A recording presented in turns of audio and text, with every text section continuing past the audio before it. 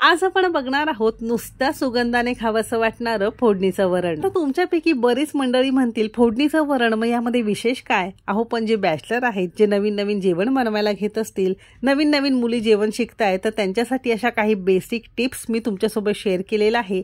त्याची सुरुवात आपण फोडणीच्या वरणापासून तयार केलेली आहे। तर रेसिपी नेहमीप्रमाणे भरपूर टिप्ससह तुमच्यासोबत मी शेअर केलेली आहे, म्हणून ती अगदी शेवटपर्यंत नक्की बघा। आणि रेसिपी जर आवडली तर एक लाईक नक्की करा। रेसिपीला सुरुवात करूया।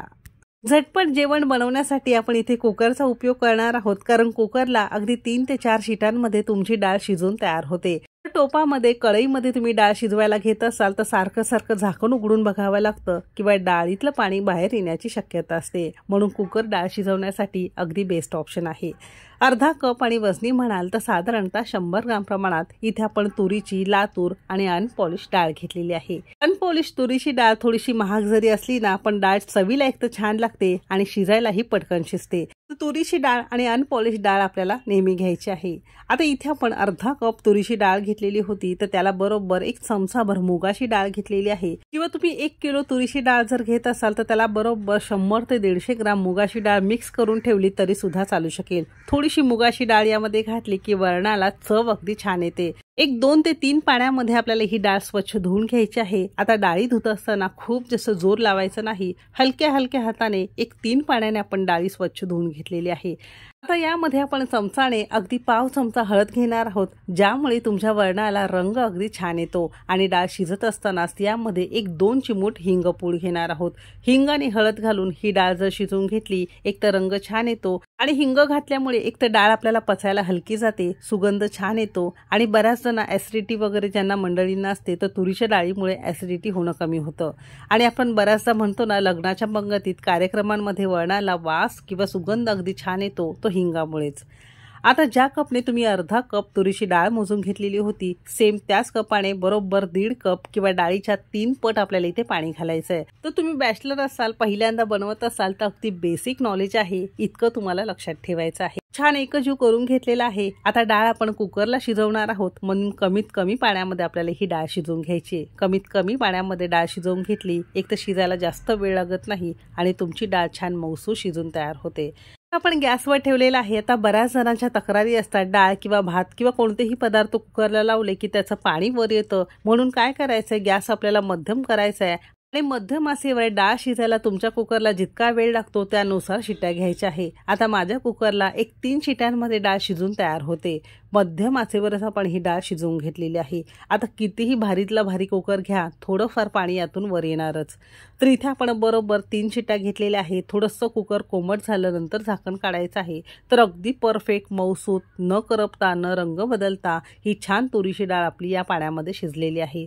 बघू शकता अगदी परफेक्ट आहे, अजिबात तुम्हाला इथे कुठे करपलेली किंवा काळी वगैरे झालेली दिसत नसेल। थोडं घट्ट वाटते म्हणून थोडंसं इथे आपण पाणी घालणार आहोत, साधारणतः अर्धा कप। यामध्ये हिंग आणि हळद घातल्यामुळे रंग छान आलेला आहे आणि सगळ्या घरात हिंगाचा, हळदीचा मस्त सुगंध पसरलेला आहे। यामध्ये थोडंसं मीठ घातलं की तुमचं बिन फोडणीचं असं हे साधं वरण तयार झालेलं आहे, जे तुम्ही नैवेद्याला वगैरे सुद्धा दाखवू शकता। लहान बाळं घरामध्ये असतील, आजी आजोबा वयस्कर असतील तर त्यांच्यासाठी असं हे फोडणीचं वरण न करता साधं वरण सुद्धा अगदी मस्त लागतं। याला आपण आता फोडणी देणार आहोत। त्यासाठी घरातला कोणताही टोप किंवा कोणतंही मोठं भांडं घ्यायचं आहे, ज्यामध्ये डाळीला छान तुम्हाला मस्त खदखदून उकळी घेता येईल। टोप छान गरम झाला की पळीभर किंवा आवश्यकतेनुसार साजूक तूप तुम्ही इथे वापरू शकता, जे तुम्हाला आवडेल ते तुम्ही इथे घालू शकता। तेल छान कडकडीत गरम झालं की अगदी पाव चमचा मोहरी घालून छान फुलू देणार आहोत। मोहरी अशी छान तडतडली पाहिजे, नाहीतर तुमची नाही खाताना थोडीशी ना करपट किंवा थोडीशी कचकच लागू शकते। 2 हिरव्या मिरच्या मधून चिरून घेतलेल्या आहे, अगदी बारीक न चिरता मधून चिरून घेतल्या की याचा तिखटपणा आपल्याला फोडणीच्या वरणात जाणवत नाही। 8-10 कढीपत्त्याची पानं घातलेली आहे, 8-10 लसणाच्या पाकळ्या हलक्याशा आपण ठेचून घेतलेल्या आहे। खूप जास्त याला ठेचत बसायचं नाही, थोडंसं मोठं मोठं आपल्याला ठेवायचं आहे, म्हणजे ना वरणामध्ये फोडणीला याची चव अगदी छान येते। अगदी मंद आचेवर 1-2 मिनिटं चांगला कुरकुरीत कडक लसूण होईपर्यंत आपण हा परतून घेतलेला आहे। लक्षात असू द्या, फोडणीमध्ये हे सगळं करत असताना गॅस अगदी कमी करायचा आहे। असं छान झालं की अगदी शेवटी पाव चमचा जिरं घातलेलं आहे, जिरं अगदी शेवटी घालण्याचं इतकंच कारण मोहरीनंतर जिरं जर घातलं ना यामध्ये पटकन करपतं, रंग बदलतो आणि त्याची ओरिजिनल चव या फोडणीच्या वरणामध्ये येत नाही, म्हणून असं अगदी शेवटी घातलेलं आहे. मस्त छान खरपूस झालेलं आहे. थोडीशी बारीक चिरलेली कोथिंबीर घातलेली आहे, ज्यामुळे तुमच्या या वरणाला चव अगदी छान येते.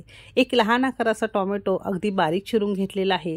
टोमॅटो आपल्याला खूप जास्त परतायचं नाही, खूप जास्त नरम करायचं नाही, हलकासा 1 मिनिटभर आपण नरम करून घेतलेला आहे. अगदी मध्यम आचेवर 5 मिनिटं ही छान खरपूस फोडणी आपली झालेली आहे. आता यामध्ये आपण फायनली शिजवून चांगली ढवळून घेतलेली डाळ घालणार आहोत. अशी डाळ घातलेली आहे. चवीपुरतं मीठसुद्धा घालायचं आहे. आता तुम्हाला जितकं कमी जास्त मीठ लागतं त्यानुसार तुम्हाला इथे मीठ घालता येईल. आणि अगदी चिमूटभर आपण यामध्ये साखर किंवा थोडासा गुळाचा खडा घालू शकतो, ज्यामुळे तुमच्या वरणाला चव अगदी छान येते. नसेल आवडत तर स्किप केलं तरीसुद्धा चालू शकेल. आता हे फोडणीचं वरण तुम्हाला जितकं पातळ घट्ट लागत असेल त्यानुसार तुम्हाला यामध्ये साधं पाणी घालायचं आहे. मला थोडंसं इथे घट्ट वाटतंय, म्हणून साधारणतः अर्धा ग्लास आपण इथे पाणी वाढवलेलं आहे. आणि फोडणीचं वरण अगदीच घट्ट चांगलं लागत नाही, थोडंसं पातळ असलं की खायलाही अगदी छान लागतं.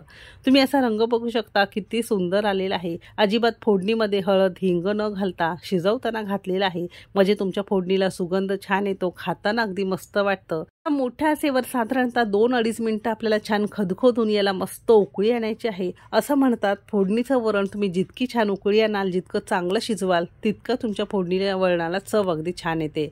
तर इथे खूप जास्त नाही तर साधारणतः 3 मिनिटं आपण मोठ्या आचेवर करून घेतलेलं आहे. आणि या स्टेजला आपण गॅस बंद केलेला आहे. गॅस बंद करून 1 मिनिटभरानंतर ना असा हा थोडासा फेसा किंवा पांढरा असा तवंग तुमच्या वरणावर दिसत असेल, जितका दिसतोय तितका आपल्याला काढून टाकायचा आहे, कारण ॲसिडिटी होते वरण खाल्ल्यामुळे. असा हा फेस काढून टाकल्यामुळे कमीत कमी ॲसिडिटी होते आणि डाळसुद्धा पचायला हलकी जाते. तर निघेल तितकं आपण हे काढून घेतलेलं आहे. थोडंसं कोमट झालं की आणखीन हे वरण मस्त दाटसर आणि छान याला रंग येतो. बघू शकता असं हे छान चवीचं मस्त तुमचं हे फोडणीचं वरण खाण्यासाठी तयार झालेलं आहे. अर्धा कप किंवा 100 ग्राम डाळीचं साधारणतः 5 जणांसाठी अगदी व्यवस्थित पोटभर किंवा 7 ते 8 वाट्या आपलं हे वरण तयार होतं. पहिल्यांदा बनवत असाल, बॅचलर असाल तर तुम्हाला हा व्हिडिओ नक्कीच आवडला असेल. जर आवडला असेल तर एक लाईक नक्की करा. आणि असा हा बेसिक स्वयंपाक करायचा असेल किंवा बेसिक टिप्स तुम्हाला आवडत असतील, आणखीन कोणत्या बेसिक रेसिपी तुम्हाला शिकायला आवडतील ते सुद्धा कमेंटमध्ये नक्की लिहा. चला तर मग भेटू एक मस्त आणि जबरदस्त रेसिपी सोबत. तोपर्यंत मस्त खा आणि स्वस्त रहा.